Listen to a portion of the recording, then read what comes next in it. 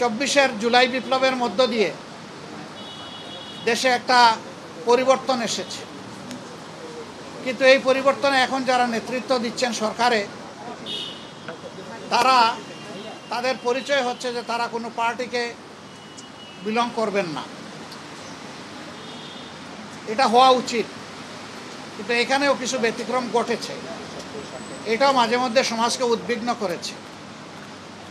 আবার স্বাভাবিকভাবেই এই পরিবর্তন বা বিপ্লবের অবশ্যম্ভাবী দাবি ছিল যে অর্থবহ কিছু সংস্কার করা লাগবে এবং যারা অপরাধী তাদের বিচার হতে হবে। এই সংস্কার এবং বিচারের মধ্য দিয়েই একটা অর্থবহ নির্বাচন হবে, যেই নির্বাচনে সমতল মাঠ থাকবে। নির্বাচনে যারা অংশগ্রহণ করবেন তাদেরকে কোনো ধরনের ষড়যন্ত্রের মুখোমুখি হতে হবে না। এখানে পেশি শক্তি এবং কালো টাকার প্রভাব চলবে না। 15.5 বছর মানুষ 3টা নির্বাচনে তার ভোটের অধিকার প্রয়োগ থেকে বঞ্চিত হয়েছে। এবার তারা নিঃসংকোচে নিজের এই অধিকারটা প্রয়োগ করতে চায় এবং এই সুযোগ পাবে, নিশ্চিত হবে। এটি হচ্ছে জনগণের দাবি। প্রধান উপদেষ্টা ইতিমধ্যে কয়েকবার তিনি বলেছেন নির্বাচন তিনি দিতে চান এই বছরের ডিসেম্বর থেকে শুরু করে আগামী বছরের জুনের মধ্যবর্তী কোনো এক সময়, কিন্তু তিনি সুনির্দিষ্ট কোনো রোডম্যাপ দেননি, কোনো মাস সপ্তাহ তিনি ঘোষণা করেননি। এটাকে কেন্দ্র করে বিভিন্ন ধরনের দাবি এই নির্বাচনের রোডম্যাপের ব্যাপারে আছে। আমাদেরও কিছু রিকমেন্ডেশন ছিল, আমরা তার প্রতি সম্মান রেখেই বলেছিলাম যে দায়িত্ব আমরা সবাই মিলে তাকে দিয়েছি, তিনি চেয়ে নেননি এবং তিনি দলের পক্ষ থেকেও নির্বাচিত কোনো দায়িত্বশীল নেতা নন, বরঞ্চ তিনি জনগণের ঐক্যমতের ভিত্তিতে এই জায়গাটায় একটা গুরুবার তিনি গ্রহণ করেছেন। তাকে আমরা তার সম্মান বজায় রেখে দেশের স্বার্থটা তিনি দেখবেন, সেটা আমরা সবসময় বলে আসছি।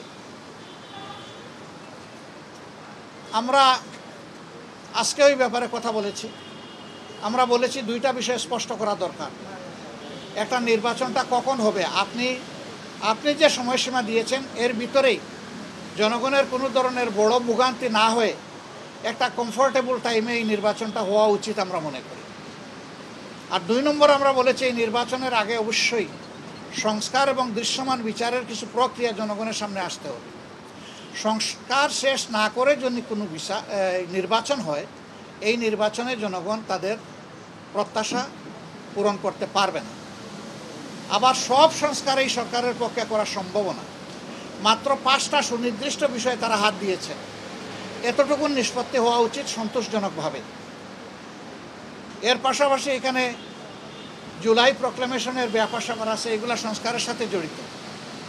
তো অনেক দলের দাবি দেওয়ার মধ্যেও কিছু ভিন্নতা আছে, এটা থাকবে। দল যেহেতু আলাদা, মতেরও ভিন্নতা থাকবে, এটাই স্বাভাবিক। গণতন্ত্রের সৌন্দর্য হচ্ছে আমার মতটি আমি প্রকাশ করব, আরেকজনের মতের প্রতি আমি শ্রদ্ধা দেখাবো। আমি কারো মতকেই তুচ্ছ জ্ঞান করব না, উপহাস করব না এবং কাউকে অপমানিত করব না। কিন্তু আনফর্চুনেটলি এই সীমা আমরা অনেকেই রক্ষা করে চলতে পারি না, আমাদের পারা উচিত। গণতন্ত্রের স্লোগান হচ্ছে let us agree to disagree. আসো আমরা এক হই যে আমাদের ভিন্ন মত প্রকাশ করার অবকাশ আছে, সুযোগ আছে। এই থিওরির উপর আমাদের সকলকে আসতে হবে। আমরা বিশ্বাস করি সমস্ত দলই দেশকে ভালোবাসে।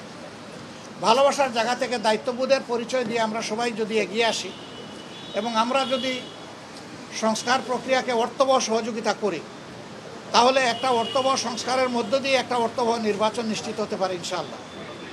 আমরা সেই দিনটির অপেক্ষায় আছি। সমাজে যে অস্থিরতা দেখা দিয়েছিল এই বিষয়টাকে কেন্দ্র করে, প্লাস বিভিন্ন ব্লকেটকে কেন্দ্র করে আপাত দৃষ্টিতে তা কিছুটা কেটেছে। আমরা এর স্থায়ী নিষ্পত্তি চাই এবং আমরা মনে করি যে 2টা রোডম্যাপ ঘোষণা করলেই তার অনেকটাই সমাধান হয়ে যাবে। একটা হচ্ছে সংস্কারের রোডম্যাপ, আর একটা হচ্ছে নির্বাচনের রোডম্যাপ। এই 2টাই অতীব গুরুত্বপূর্ণ বলে আমরা মনে করি। আপনারা আজকে এখানে এসেছেন, আপনারা ইতিমধ্যে বিএনপির বন্ধুরা এসেছেন, তাদের কথা আপনারা শুনেছেন, আমাদের কথা আপনারা ধৈর্য ধরে শুনলেন। এই জন্যে আমরা আমাদের পক্ষ থেকে আপনাদের প্রতি কৃতজ্ঞতা জানাই এবং ধন্যবাদ জ্ঞাপন করি। আমিন মহোদয়, আপনাদের সাথে আমাদের আরও অনেক দেখা হবে, কথা হবে ইনশাআল্লাহ। আজকে আরও হয়তো আপনারা কথা শুনবেন, আরেকটা দল তারা ঢুকেছেন, তারাও বের হলে তারা তাদের কথা বলবেন। আমরা দেশকে আমাদের ভালোবাসার জায়গা থেকে, বিবেকের দায়বোধের জায়গা থেকে যেটা উত্তম মনে করি সেই ব্যাপারে কাজ করতে আমরা দৃঢ় প্রতিজ্ঞ।